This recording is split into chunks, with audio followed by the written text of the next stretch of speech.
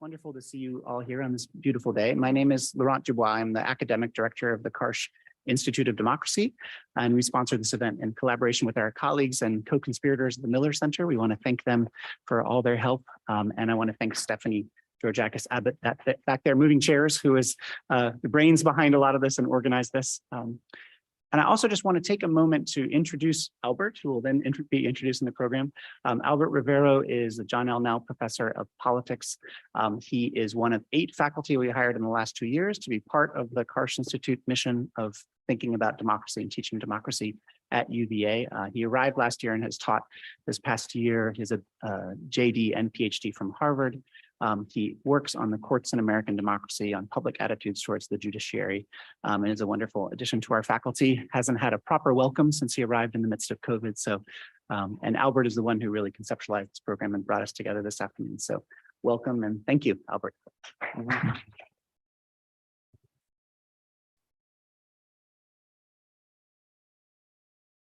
Hey everyone, I'm very excited to introduce our speakers today. So first off, William Howell is the Sidney Stein Professor in American Politics at the University of Chicago, where he holds appointments at the Harris School, the Political Science Department, and the college.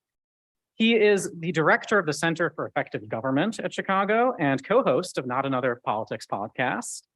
William has written extensively on separation of powers issues in American political institutions, especially the presidency.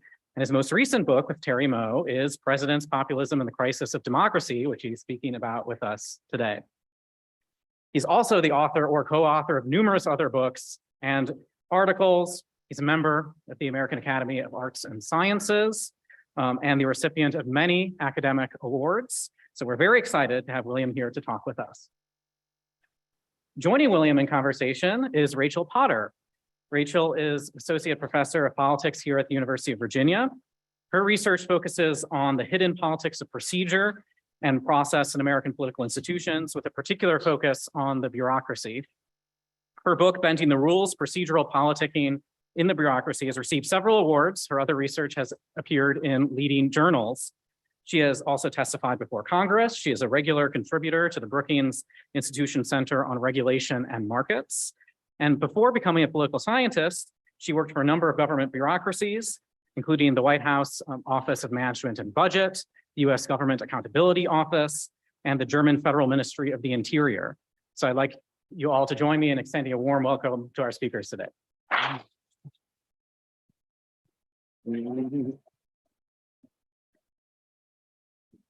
I will just say one thing which I forgot, which is that William has kindly agreed to sign books, which are for sale outside after the talk. So just so you keep that in mind. Thanks. We'll have a sense of how this goes, how many people come right after. So thank you for being here. Well, we're so glad to have you here at UVA to talk about one of the most pressing issues facing us today, the health of our democracy. So President Biden at the beginning of this month gave a speech about democracy, and he said equality and democracy are under threat, under attack, excuse me. So I can tell there's so many people that showed up here today and online to discuss this issue because we're all concerned about that, right? Is democracy okay? This book, which if you haven't bought it, you should. If you haven't read it, you should. It is a really thoughtful and provocative take on democracy and not just what's wrong with it. So you're going to give us a lot of diagnoses of the patient. The patient is ill. But also what I really like about this book is that there's prescriptions for reform. So how can we get the patient better? And so I'm really looking forward to this conversation. For the audience, I'd ask you, please think about the questions you want to ask Professor Howell and what you want to know, because we are going to have time for Q&A, and I know he's going to want to take those questions from you. So with that, tell us, why is democracy so at risk? What's gone wrong? What's the problem? what's the problem? Boy, there are lots of things in play at lots of levels of government. And look, there's a tremendous amount to worry about. What we try to do in this book is focus on one important strain, try to play out its logic, and think about what kinds of institutional reforms we need to undertake in order to address that particular challenge. I'll say, we meaning Terry Moe, who was my advisor in graduate school is a good friend. He's a professor out at Stanford. He and I wrote a book that came out in 2016, in the summer of 2016, called Relic, the subtitle of which was "And Why We Need a More Powerful Presidency." And that came out in the summer of 2016, and Donald Trump was elected. And then the question that we regularly got was, really? Is that what we need right now? Is that really what we need? And how are we to think about it? And the answer is yes, of a particular kind, but there's much more to say. And this book is trying to think about threats to American democracy, which we see as being populist threats to democracy. I mean, the populism has taken hold of our politics in ways that is superficially enlivening. It gets people interested in politics. There's a promise that we will open up the franchise and bring to the fore a set of voices that haven't been heard, but that we think is actually extremely damaging. And what the book tries to do is characterize the conditions under which populist appeals take hold. And central to our claim is that populist appeals take hold in the aftermath of government failure, by which we mean a government that does a poor job of solving problems, recognizing that what's a problem and what's a solution is decidedly political in nature.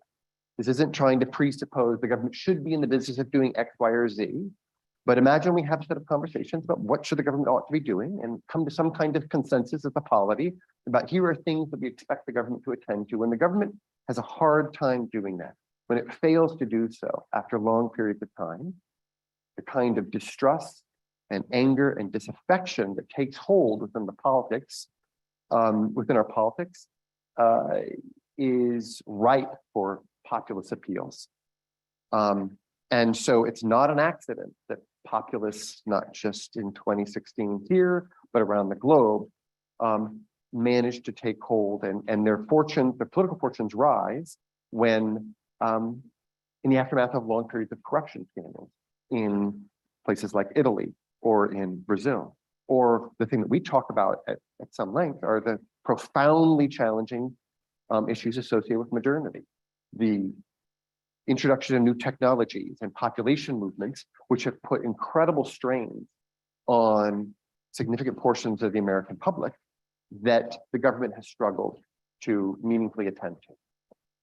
And in the aftermath of those struggles, you see a populist can step forward and get a foothold, a toehold in our politics. In some cases, this is what we saw in 2016, grab hold of the White House and all the powers that reside therein.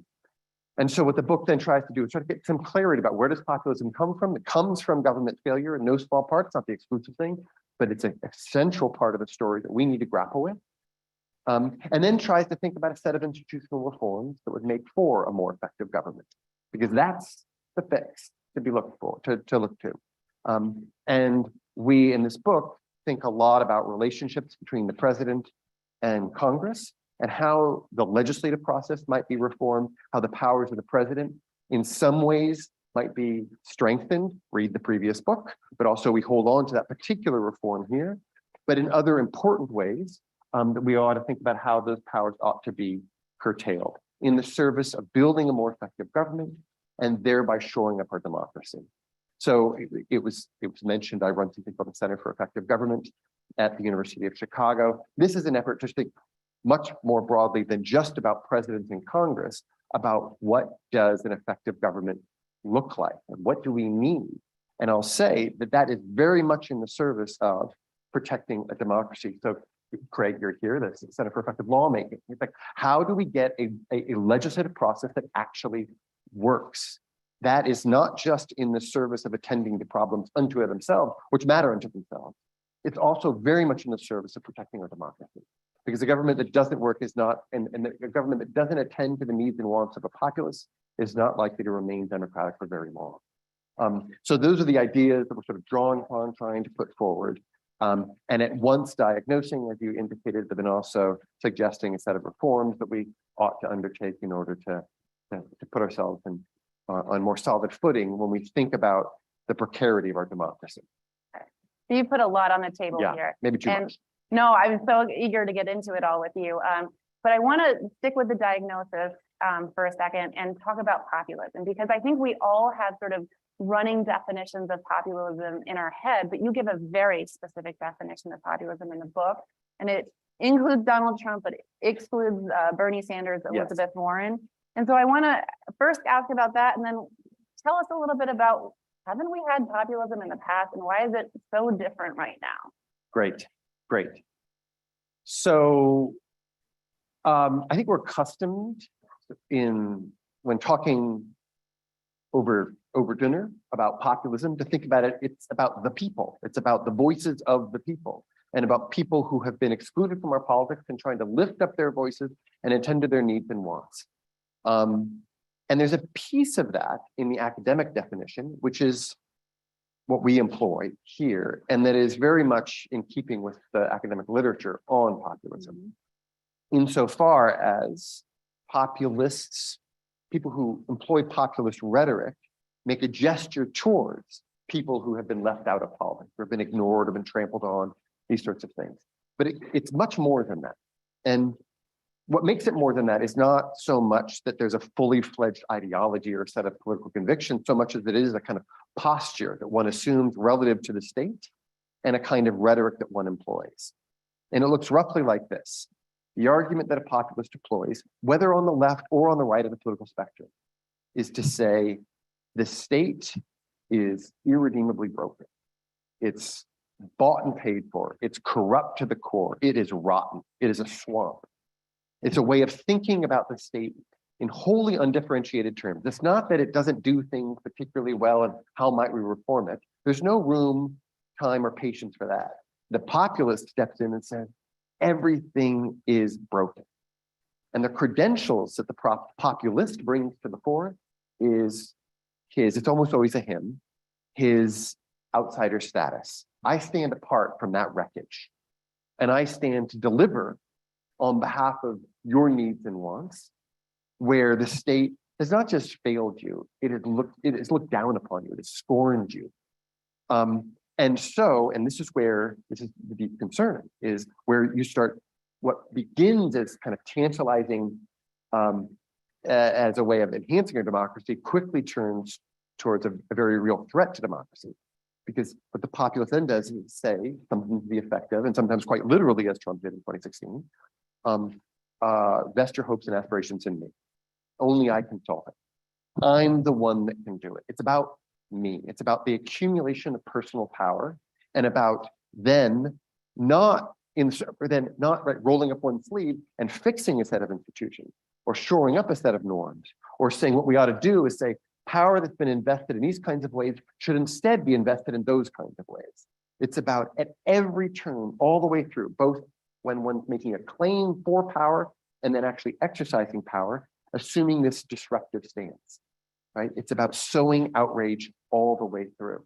So this is why you see some overlap with Bernie Sanders, but we will not call Bernie Sanders a populist. Bernie Sanders comes in and says, yeah, it is broken. It's deeply broken. But what Bernie Sanders then wants to do is step in and say, all right, and here's what we're going to do to fix it. And what he wants to do, to be clear, this is not an endorsement on our part of the Bernie Sanders platform, right? This is not about saying he has the right solutions, but he is not saying vest all your hopes and aspirations in me, Bernie Sanders. It's about reforming institutions. It's about introducing new norms. It's about casting away old norms, the stuff of democratic politics, small d democratic politics. Populists all the way through are about disruption, sowing outrage, and not leaving any space for the kinds of conversations that we think that this book is trying to jumpstart, and that we think is so central to shoring up a democracy. Is that a start? That's a start. Okay. So we've got a lot of political science students in the room. A lot of them took AP US government in high school, and a lot of them learned that we've had populism in the US. So why is it so different right now? Like what's different about this era, and is it just Trump? So it's not just Trump. And there is a long history of populism, and we talk about it in the book. We sketch it out both domestically and importantly abroad. Because again, remember the formula that we're putting forward. that says, here is what makes a polity ripe for populist appeals. It's in the aftermath of extended periods of failure, a failure of a government to solve problems that a public expects to see addressed. That's the stuff that sets up a populist rise to power. That's what Trump did successfully in 2015 and 2016. He saw that and took advantage of it. But this is not a story about Trump the guy. It's a story about structures and institutions and about things, dynamics that play out over much larger periods of time.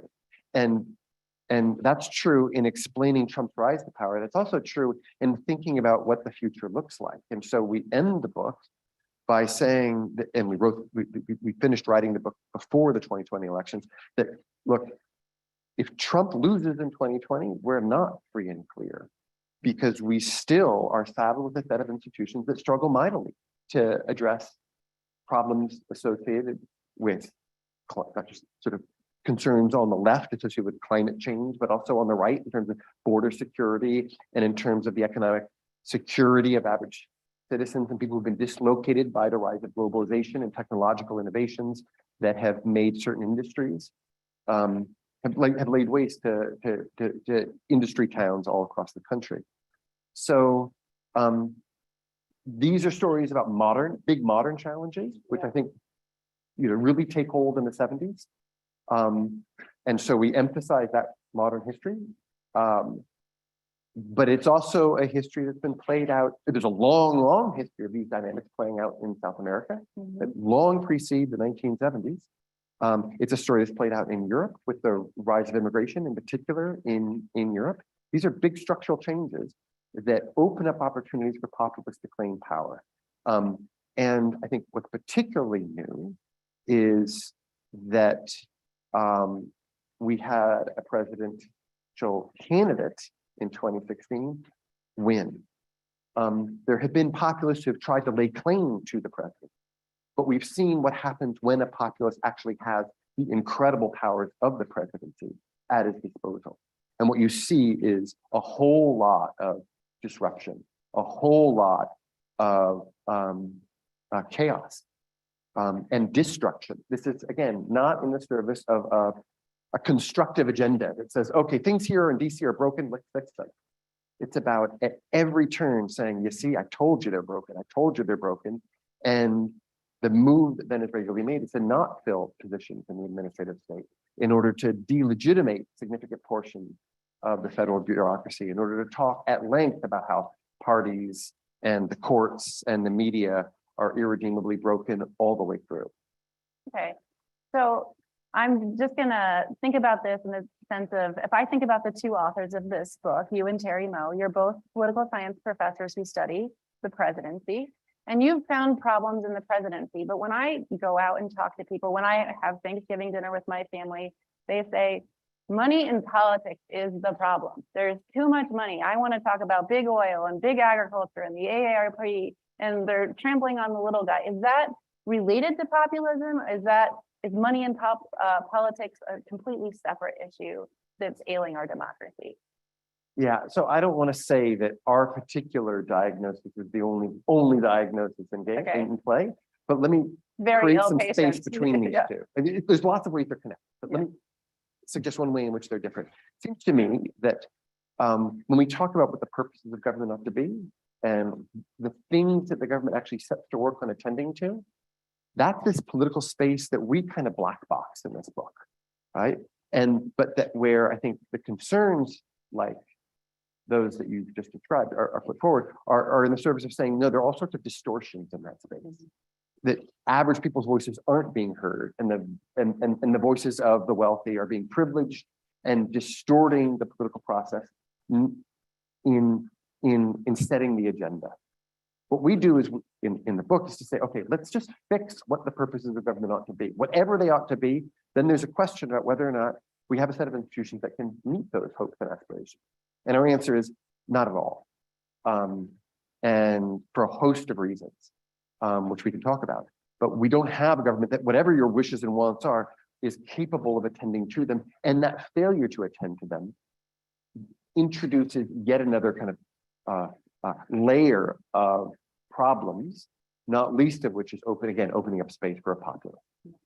Okay, so I think a lot of people would agree that like government isn't working well to solve the biggest policy problem. So let's get to it. Let's talk about the prescriptions to heal democracies, because you have a number in this book and they're really evolving from your first book, the 2016 book. So can you just describe what these reforms are and how you think they should work? Yeah, so we're not nice to Congress in this book. No. We'll get to that. Yeah, we're not nice, and we're sort of really worried about the legislative process, and which is right now, from our vantage point, structurally broken. It's ripe for all kinds of special interest pleading. We sort of lurch from problem to problem. There's very little by way of incremental action that's a function of learning. There are all kinds of structural problems. And we see the president playing a vital role in our national politics. But the role that the president plays is at once an individual who offers a kind of leadership that we really need, that presidents distinguish themselves by paying attention to the nation as a whole and paying attention to longer term policy concerns than do legislators who are running scared and thinking primarily about what's good for a district or for a state. And we need that in our national politics. We need the promise of presidential leadership.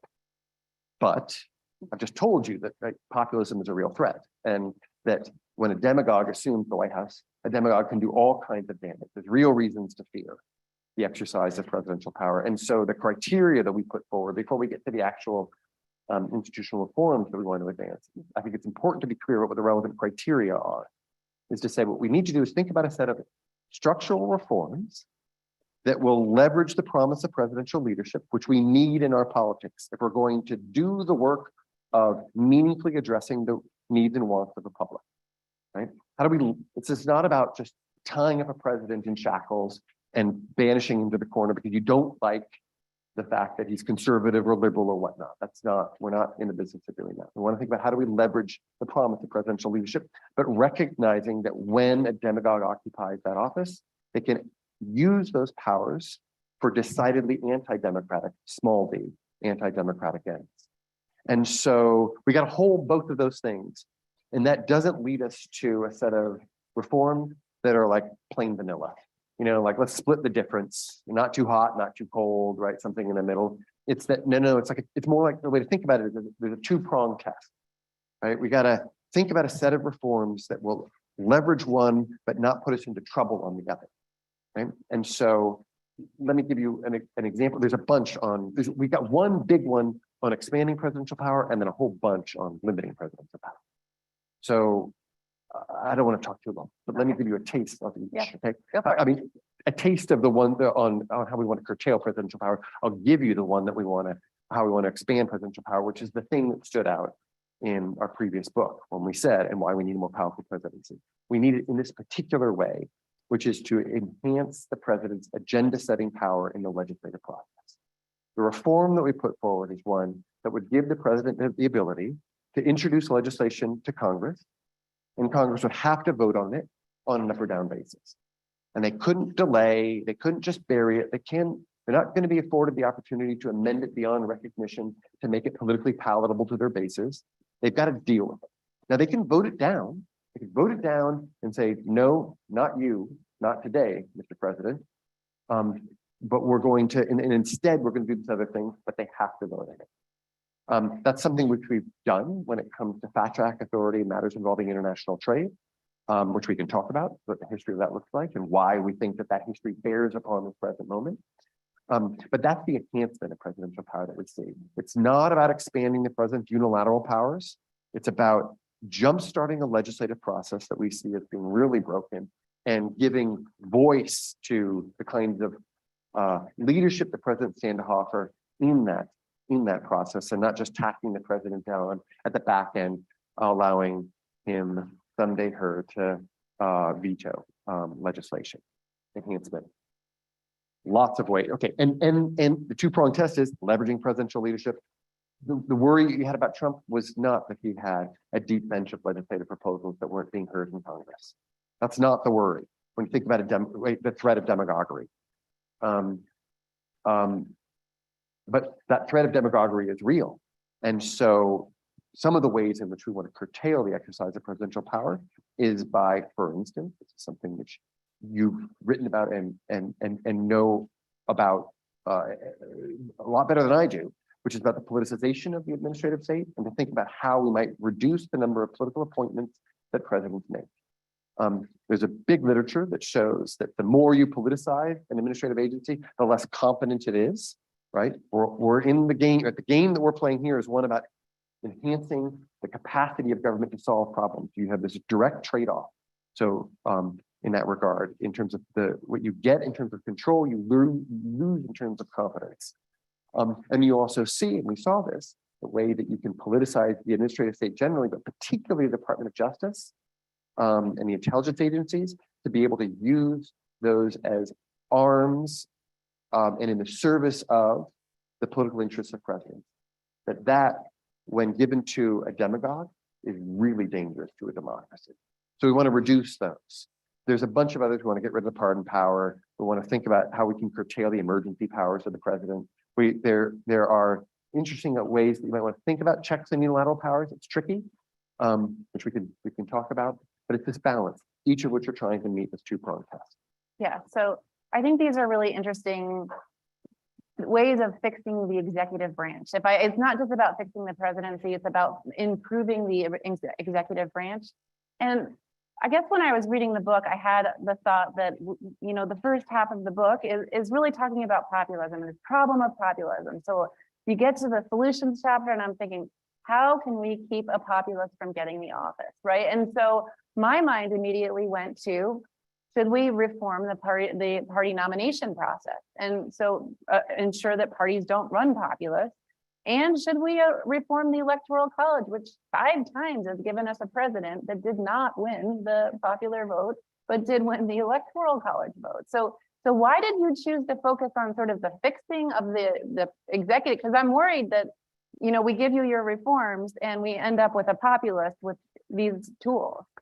So a better executive branch. I mean, sign us up for wanting to get rid of the Electoral College and sign us up for wanting to think about a set of reforms. I mean, I'm open to that conversation. There's a set of reforms about how we figure out who is going to be nominated by each of the 2 major parties, for sure. But these reforms are not just the things that are at the top of our heads.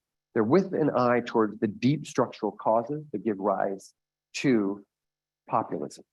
And what we're not trying to do is to erect gates around the castle that keep populists from entering. What we're trying to do is to build a more effective government so that when populists come out and say, everything's broken, everything's rotten, it's just a swamp, those kinds of arguments don't resonate. So it's not like there are trade-offs with any kind of institutional reform. I would worry about saying, well, the way we keep a demagogue from taking hold of a major party is by enhancing the power of party elites. And it is true that in 2016, party elites probably would not have countenanced Trump's rise to power. That's for sure true. It's less true now that there's been a structural shift to the Republican Party, in no small part because the appeals of populists continue to resonate. That Trump, yes, lost in 2020, but secured 74 million votes and lost in the aftermath of a pandemic that had taken hold, and then there was an economy in free fall. It wasn't at all clear that that was in some way a repudiation of his populism, just as there's a whole line of people in the Republican Party who are eager to pick up this populist mantle and run with it, which is, again, another reason why it's not a story about Trump per se. And so what we want to do in this book is not, and encourage us who are concerned about the health of our democracy to do this, is not say, all right, who are the bad guys out there? How might we spot them and keep them from rising up? It's about how do we get a government that works so that those kinds of appeals don't resonate. And that there will be some at the end of the day who are going to stick with the populists no matter what. But this isn't a game about winning over everybody. It's a game about saying there are a whole host of people in this country who have suffered a lot over the last several decades. Their voices have not been heard. and they're frustrated and they're angry. And we need to take those frustrations and that anger seriously. And the thing to do is to devote our energies not towards spotting the bad guys, but to thinking hard about how do we build more effective institutions. Okay. So I think maybe in some ways we're having kind of like a chicken and the egg kind of conversation, right? Do you prevent the populace or do you fix the institution first? You say, let's fix the institution first.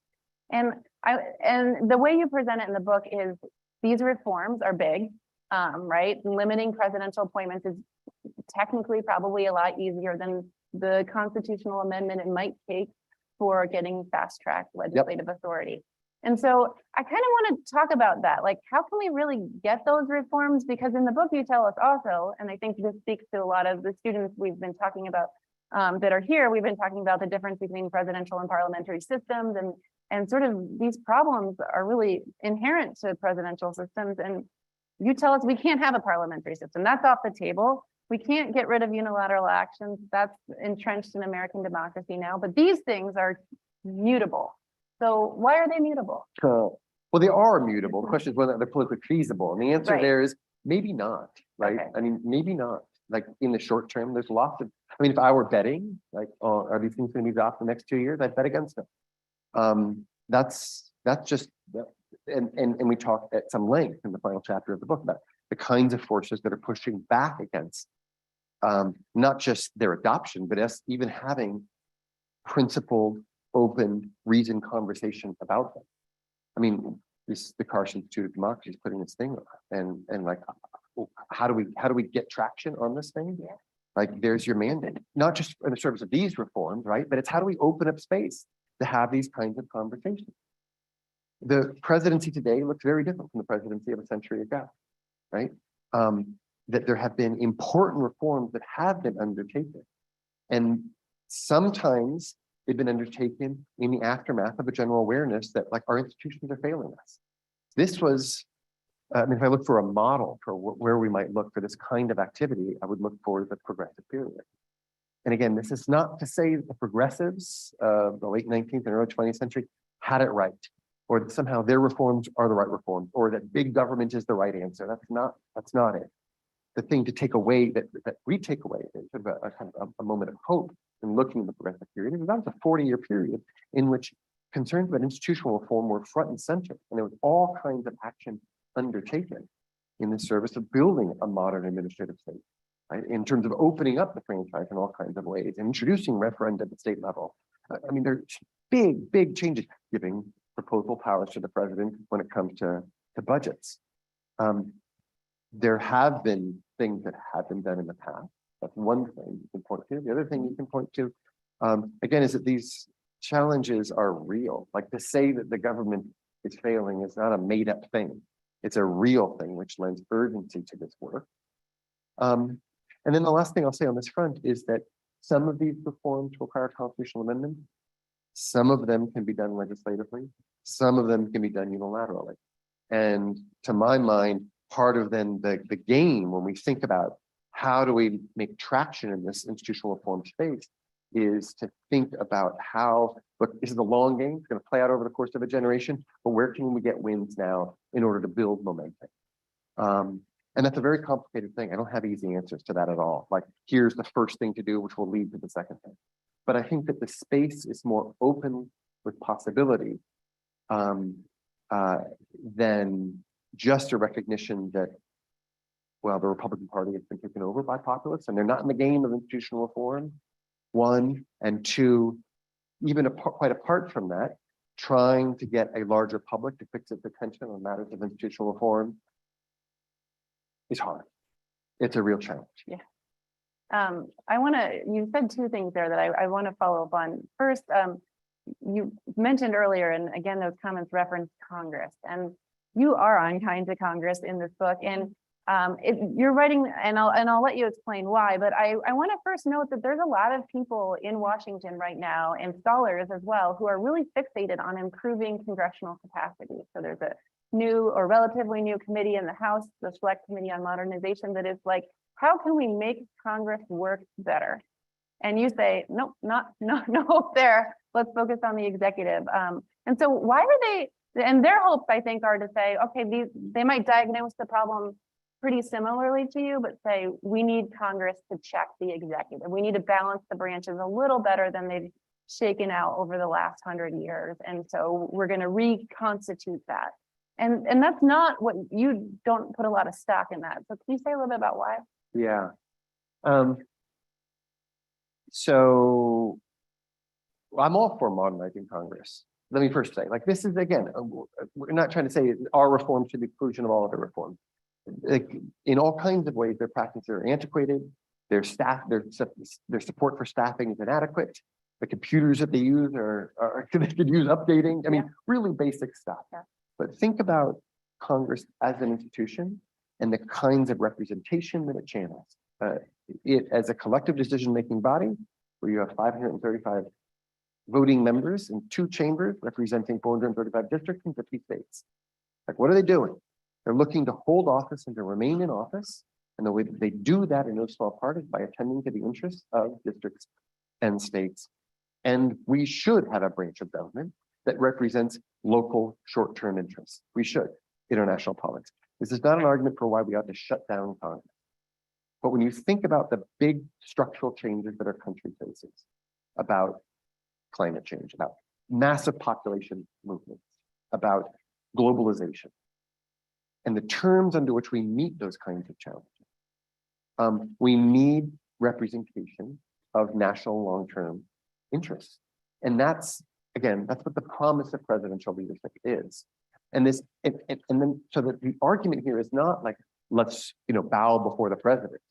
It's about putting the president in conversation more, in constructive engagement with the legislative branch in order to jumpstart a legislative process, which has a hard time doing much of anything outside of the budgetary process, right? So we get these big omnibus pieces of legislation, these spending bills, where they cram in everything they possibly can, and we call that a big win, right? And that'll happen sort of once a year.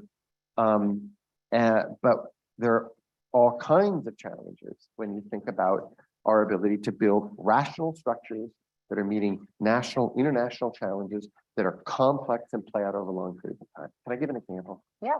I'll give one. So the example I like to use on this is to go back to the 60s, when there wasn't so much money in politics, right? And it was like the golden age of Congress, and look at them passing all these laws, and hooray, hooray. And there was an initiative which mattered a lot for my home institution in Chicago, my home community on the south side of Chicago, in thinking about urban renewal. This was a time when urban politics, the health and well-being of cities, was at the center of our national politics in important ways, and it hasn't really been since. And there was an initiative to put forward the Model Cities program, right? And here was the idea. So I have a part-time appointment at the Harris School of Public Policy, and this is like all of our folks who are our master students who are getting degrees in public policy. It was like, this is just, the perfect sandbox. The premise of this initiative was to say, the challenges of cities are complex. That education is tied to housing, is tied to crime and well-being, which is tied to infrastructure, and we don't know quite what the right mix is. And so what we should do, model cities, is going big in a handful of cities.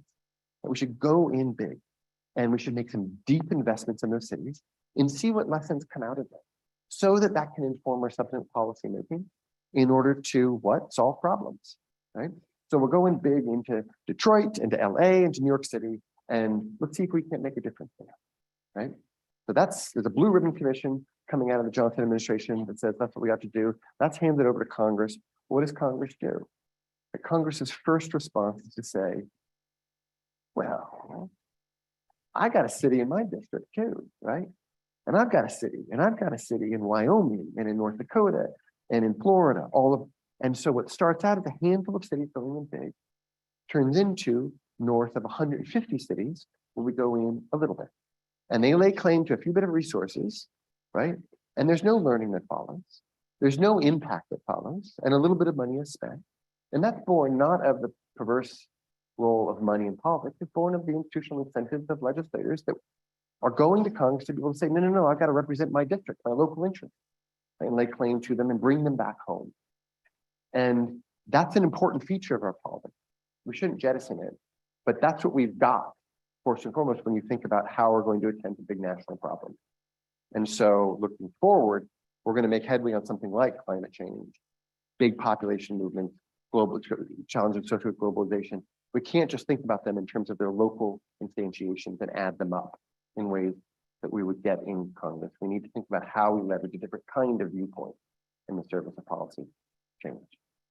Okay, I'm kind of with you, but I want to push a little bit on this because I think the assumption you got here is that the president is this national level politician. And I'm thinking, I was watching Joe Biden's speech on democracy and thinking about this talk today. And he says, I'm an American president, not the president of red America or blue America, but all of America. And that is really music to our ears. We love to hear that stuff as Americans.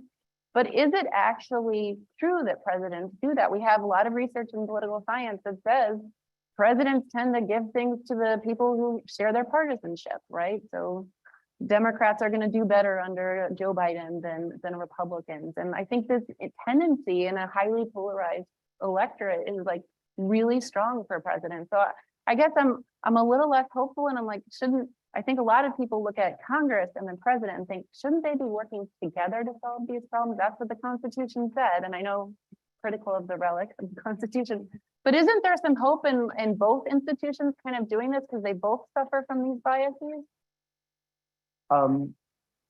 So the differences between one branch of government that privileges local short-term concerns and another that privileges national long-term concerns are differences in degree, not of kind. Mm-hmm. And in important ways, this characterization I've offered of Congress, excuse me, of the president is an exaggeration. They don't, in a kind of full-throated way all the time, only attend to national interests. There are electoral concerns that with the Electoral College that cast their attention on competitive states, for instance, and to privilege their interests to a greater extent. That's true. There is evidence that, right, I, as president, have reason to reward co-partisans within Congress. I've written papers on this. It's not clear that that is purely about them attending to their political interests all the way through. That a thing that distinguishes Democrats and Republicans is that they have different views about what's in the interests of the country as a whole. And therefore, I have reasons to shore up your, as a fellow Republican, to shore up your electoral prospects because I want a co-partisan with whom to work in the service of an objective that I see sitting over here in the presidency as being in the best interest of the nation as a whole. There are things that we can do to greater leverage, I think, the promise of presidential leadership. It's attending to these national interests, like get rid of the Electoral College. I would submit. But there's just a lot of evidence to my mind. I know there's work on like the particularistic president that says, you know, at the margin, we see presidents engaging in pork barrel politics, and boy, don't they look just like legislators. But that just who happen to occupy the White House. And I say, no, that you and I might agree entirely about what's in the best interest of Charlottesville, right? On just entirely. And that you win, you then run for the governorship of Virginia and you win. And I assure you, cleavages are going to open up between us because your attention is going to be paid more on Virginia as a whole. And the same thing with legislators, same thing in academic departments. When you're a chair in a department, two chairs are perfectly lined up right there, and then one becomes the dean or one becomes the president. It will open because their viewpoint will change. They're responsible for a larger polity.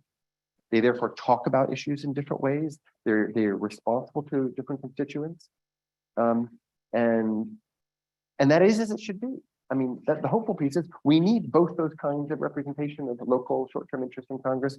We also need long-term national interests that the best representation of which we get in our national politics is from the president to play a more prominent role in the lawmaking process. Okay. Did I get you a little bit? You got me a little bit more. there, but yeah, maybe a little bit of a skeptic. we have a time for Q&A now. If people want to come over, there's on the side of the room, we have a mic and you can line up and we will take questions from the audience. If we'll give you a minute to kind of think through your questions. Takers already.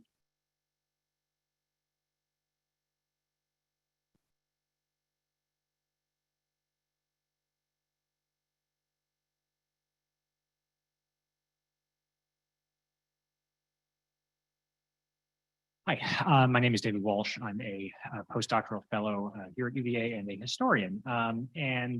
There's just so many questions I have for you and so many different topics that we could go around, and I keep wanting to thinking about like, oh, the courts and whatnot. But there are two things that you didn't talk about that I think need some attention when we talk about democratic deficits and failure of the federal government in particular, to translate public opinion, mass opinion into effective policy. Number one, and this is, I'm sure, not going to be surprised to you, is the filibuster. As one, and I understand that you're a skeptic of meaningful legislative reform within Congress, but it strikes me that the filibuster is quite possibly the single most important obstacle within the structure of Congress, certainly more so than the horrendous, you mentioned, and I'm aware that there's actually an ongoing union effort among congressional staffers in an attempt to rectify some of these conditions. So the filibuster. The other one is, and this gets into this broader, I think, sort of tension in your prescription for structural fixes, which is that on the one hand, your argument is that in order to actually make government effective, you need a more powerful executive that is capable at least of translating some degree of public policy or some public will and public policy. But at the same time, the historian's brain in me is thinking, it almost sounds like what you're suggesting is a sort of plebiscite model for the presidency, where you have the president imbued with a particular representative authority as a sort of embodiment of the national will. And that does strike me as almost paradoxical in the argument.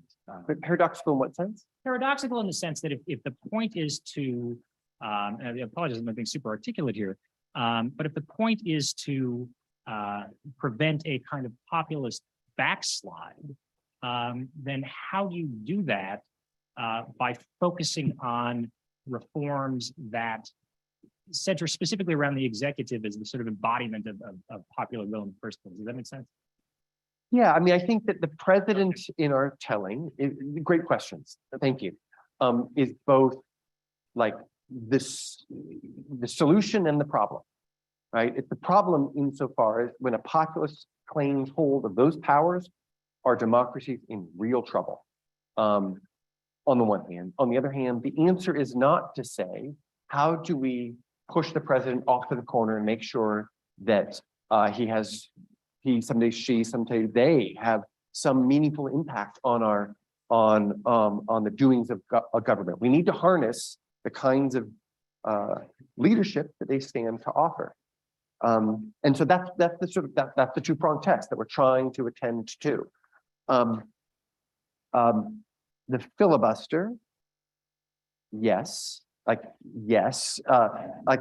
huge problem in terms of being able to enact legislation, obvious impediment to lawmaking in order to meet national challenges.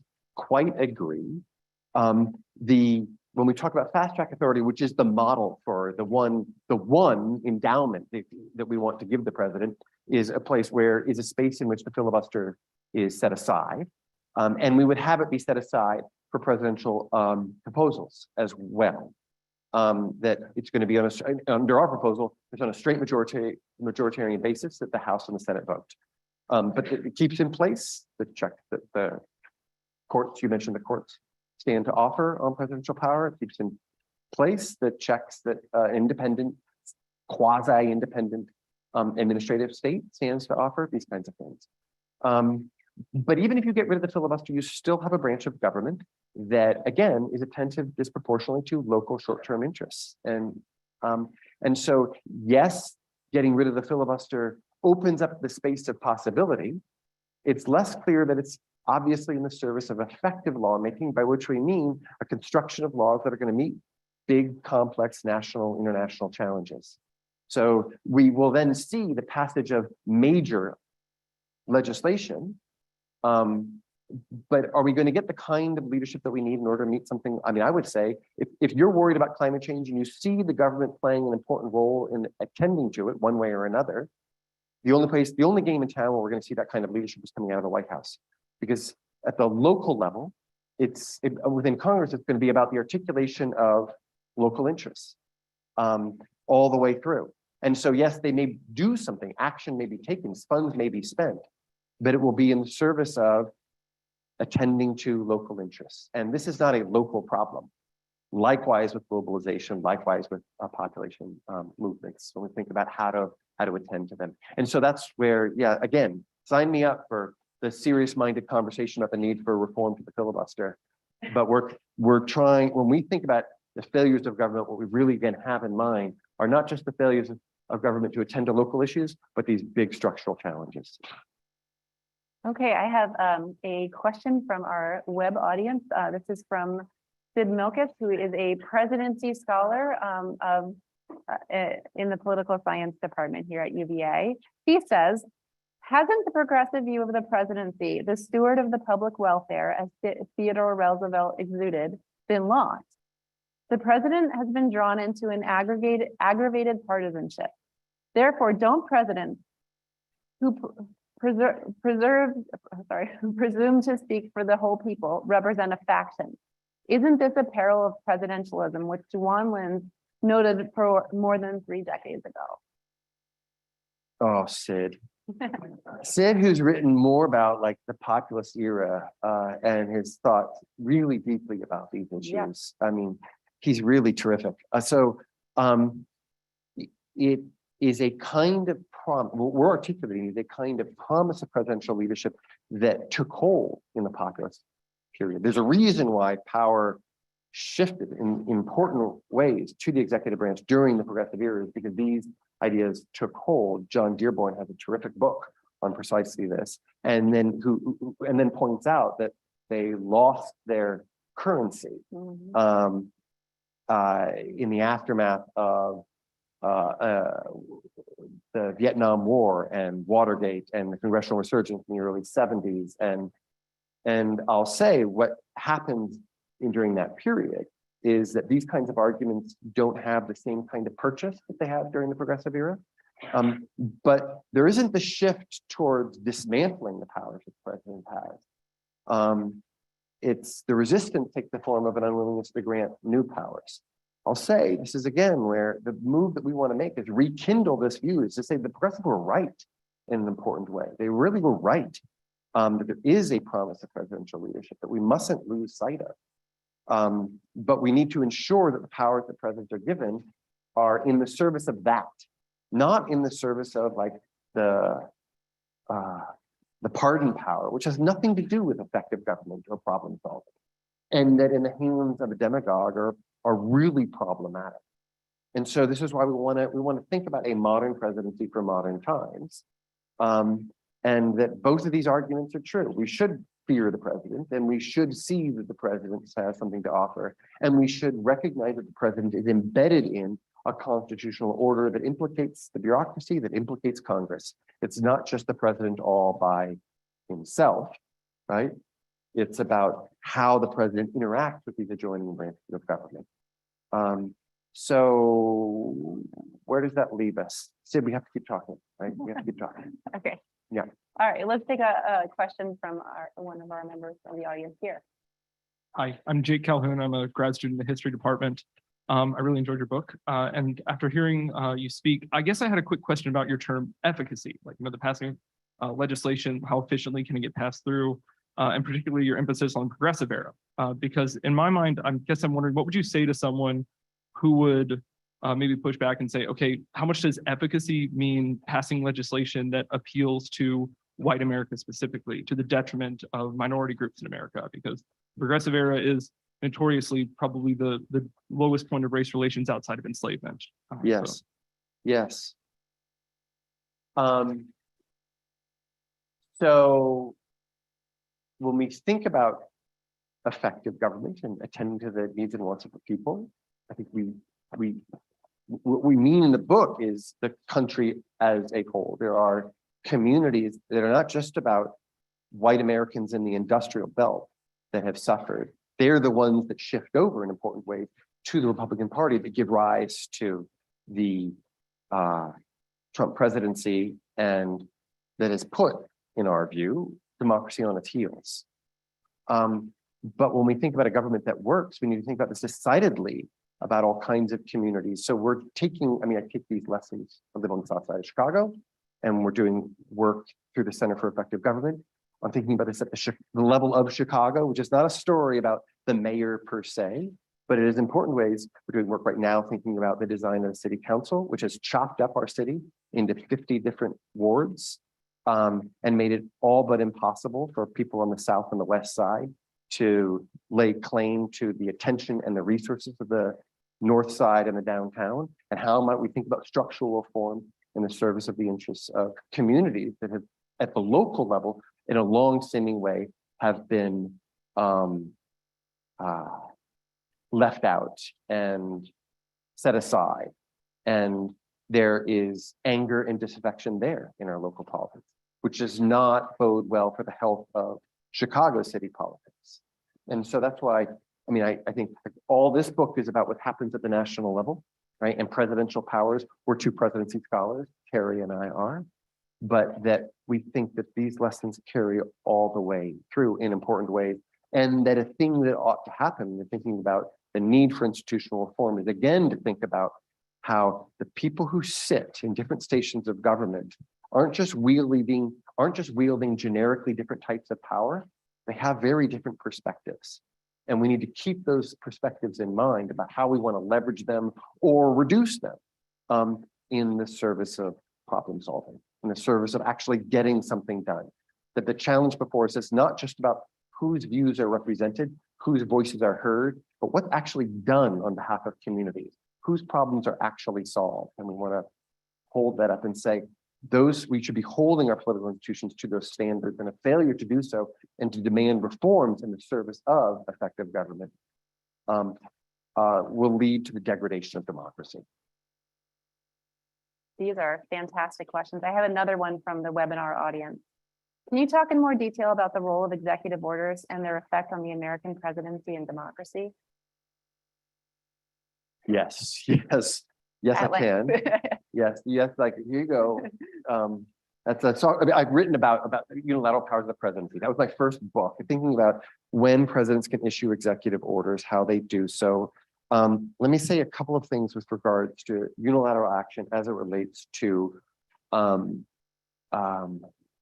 the kind of conversation we've been having up until now, which is that we don't suggest that they should just be shut down.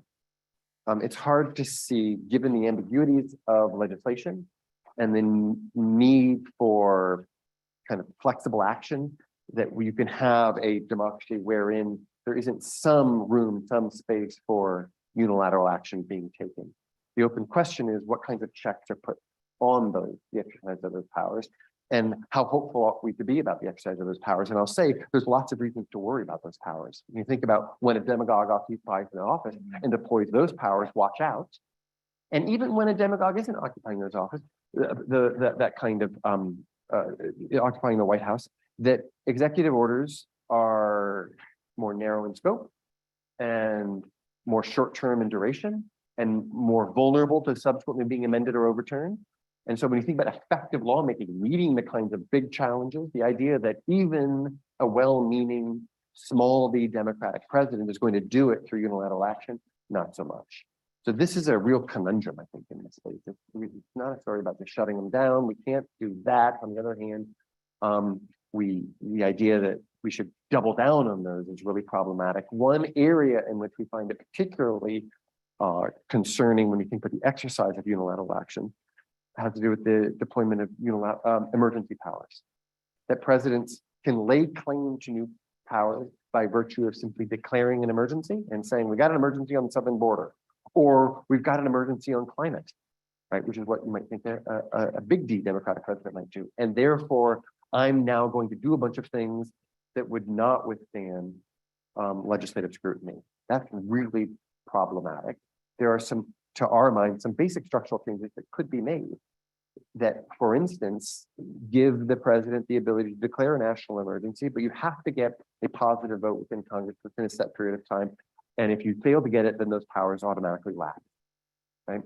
It's taking the challenges of getting Congress to act positively in the service of one problem or another and making that an asset, not a liability in the service of democratic checks on presidential power. This would be a good thing. We don't have that right now. We ought to revisit the 1976 National Emergencies Act that make it incumbent upon president to get a positive vote from Congress after a certain period of time. We might debate how long that ought to be. That's a way, an important way of setting checks on unilateral powers that, again, don't thread the needle, but meet that two-pronged test. Yeah, I think in the book, you draw a lot on you talk a lot about Trump's executive action. So he did the immigration ban and the wall, a lot of wall actions were taken unilaterally. He took some big swipes at the bureaucracy on his way out. A lot of these, and I think I'm wondering if you're drawing really heavily on the Trump case and thinking about this, because a lot of these were checked by the courts in meaningful ways.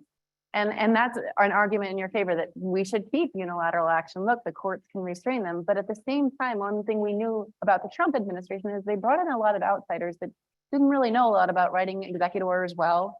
And so they didn't do it extremely competently. So the next populist we get in the executive office might do these things really well, and it might be much harder for the courts or for Congress to restrain that populace. I wonder how you think about leaning on the Trump case as evidence here.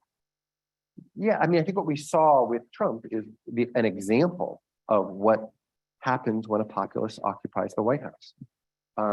And there are lots of lessons to draw. And I think the assault on the administrative state is such an example, and we need to take notice.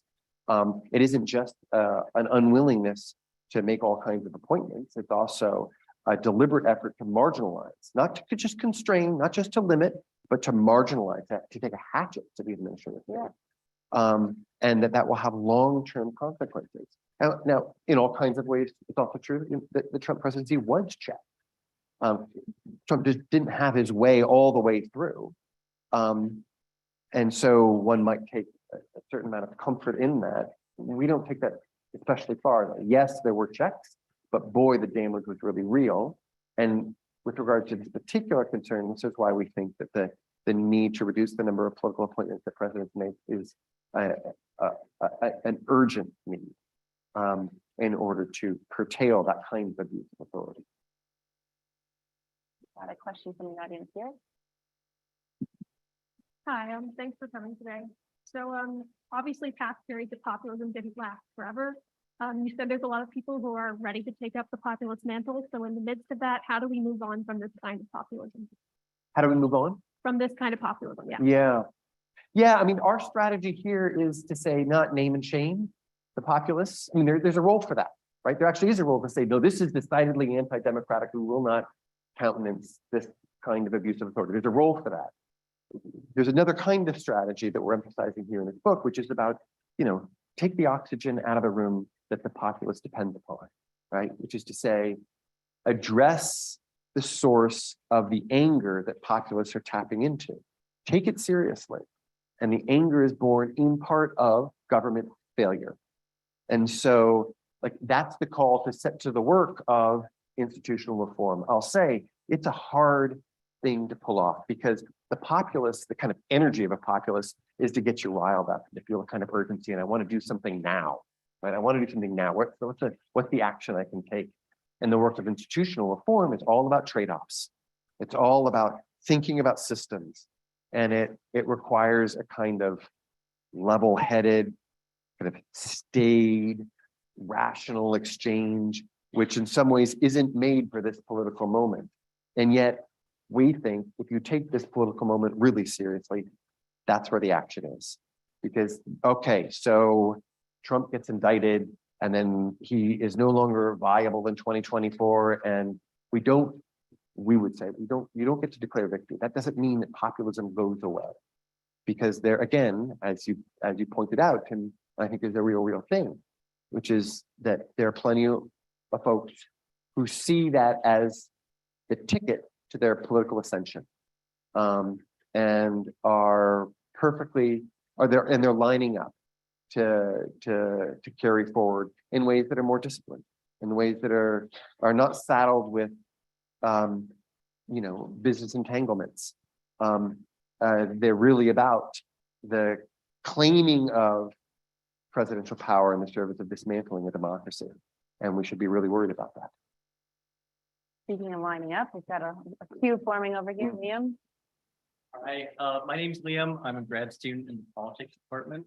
I mean, I really enjoyed this talk and now I really want to buy the book and read the book. So thank you for that. I have two questions for you. The first was addressed a little bit in the first answer that you gave about the filibuster, but I think that there's almost a broader issue there with regards to the filibuster. You spend a lot of time talking about the presidency and not a whole lot of time talking about Congress and specifically the Senate. I might argue that the number one obstacle preventing effective governance is the Senate itself, and that maybe the two reforms that you need to enact are A, abolishing the filibuster, and B, reapportioning the Senate so that California gets 17 senators and Wyoming gets 1, which of course would take the constitutional amendment, and that's not very possible, but that would be the ideal reform. And I think that sort of leads to and I can imagine your reform about increasing the agenda setting power of the president and imagining how that would play out in our current government. And I can see Joe Biden proposing a number of pieces of legislation, most of them passing the House by 5 votes, and many of them failing in the Senate. And so it seems to me like almost there's a deeper structural problem with the way our Senate and our whole government is structured. And so I'm wondering if you could address the argument that the bigger issue is just the number of veto points in our government, that's what's preventing effective governance. And how you think your reforms or others would address those. My second question is about the critique offered by the populists itself. You sort of draw this distinction between populists, and you would put Donald Trump and his ilk in that category, and non-populists, and you'd put Bernie Sanders, Elizabeth Warren, those folks in that category. It seems to me that the major distinction that you make is that the not populists say the system is broken, but it's redeemable, and I want to redeem it, and I want to reform it in this way. The populists say the system is broken, but it's irredeemable. It cannot be reformed, and therefore I want to destroy it.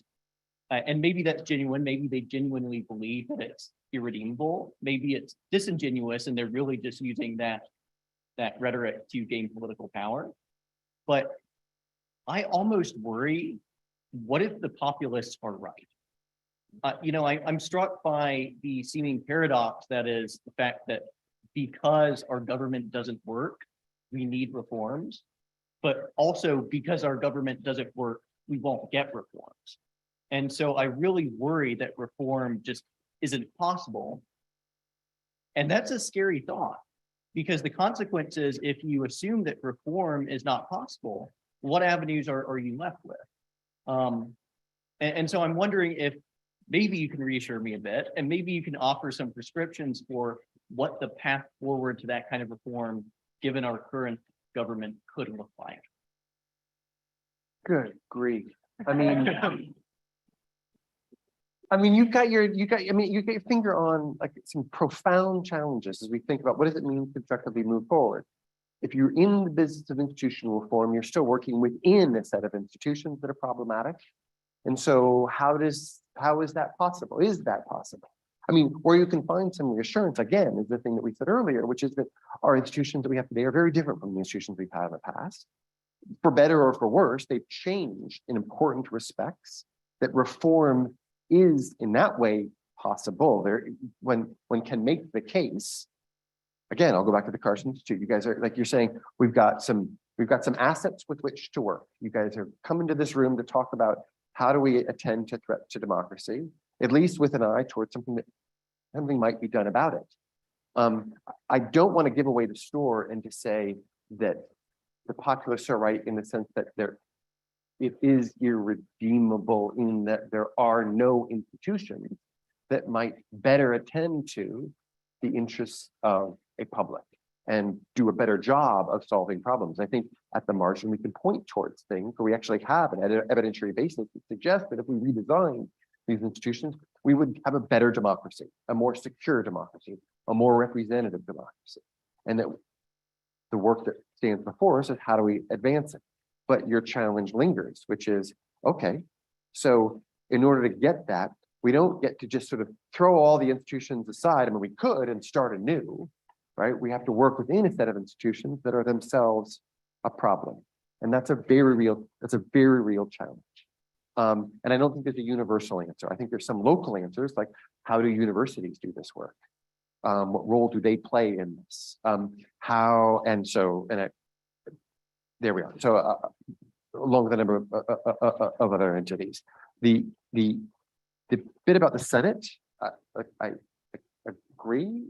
I want to add, for the purposes of this conversation, the Senate into the same bucket that we put the money in politics in, is that the Senate and the way it grossly overrepresents the interests of small state and grossly underestimates the interests of large states distorts our understanding of state interests around the country. And again, where the book comes in is to say, okay, once we've figured out what the government ought to be in the business of doing, can it actually deliver? But concerns about institutional reform play an important role in that process as well. And the Senate, in important ways, is profoundly anti-democratic. Not because it leads to ineffective government. Your story, the point you made about multiple veto points, yes, agree. Although there are challenges here, right? Like you want again, I've told you the story about presidents having real promise, but we do not want to argue that, all hail the president and all we should do is get out of the way. We want those checks in important ways to be in place. And so this is like this balancing act. I'll say that's also true with regard to the filibuster, right? You could think about, like, there are upsides and downsides of it. You could imagine a filibuster that says you need 90 or you need 55 or just do away with it altogether, right? You could, right? So, but this is, there are trade-offs all along the way in how we think about these. So, but great questions. Yeah. We'll just let it linger. We'll sort of marinate in them. Okay, I see we have more students in the queue, but maybe they could stick around afterwards because we're almost at time. I did want to give you a chance to kind of give us a bit of perspective on how you wrote this book almost 2 years ago. It came out. How this lands in 2022? Like, is anything different? And what happens? 2 years. You said you wouldn't bet on these reforms now. What would you bet on? And what happens if we keep doing nothing? Well, you know how I'm going to answer that way, right? If we do nothing, if we don't undertake this work, I mean, our democracy is really in trouble. It's really in trouble. I think we learned to appreciate that a flawed democracy that we had in 2016 is also a profoundly precarious democracy, and that populism represents a distinct threat. When Terry and I started writing these books, we're working on a new one that puts the administrative state front and center. When we wrote the first one, we really were concerned. I mean, our lament was ineffective government because we're tired of talking about, under what conditions do we pass big laws or small laws without thinking about whether or not the laws translate into actual problem solving. Like, do they actually deliver? And I think what over the course of writing this book, and we learned to appreciate how those concerns are tied to concerns about democracy. And those have been made all the more acute since the book came out, wherein, I mean, this was before not just Trump's lies about the 2020 election, but all the efforts of a party to accommodate those lies, and before an insurrection, and before not just a shout back towards the push for Schedule F appointments, which is an important thing that's happening. Like, you should be aware of this when you think about threats to the administrative state, that what Trump did in the waning months of his presidency was to try to politicize literally hundreds of thousands of civil service positions. And that he's come back out and said this is going to be a central pillar of a second term in office. That this, to our minds, underscores just how much concerns about effective government are tied up in concerns about a healthy democracy, a viable democracy. So there we are. Well, thank you so much. I totally agree with you that universities are the place to start this conversation. And I think this has been a really productive one. So thank you all for coming. And please join me in thanking Professor Howell for these insightful thoughts. Thank you.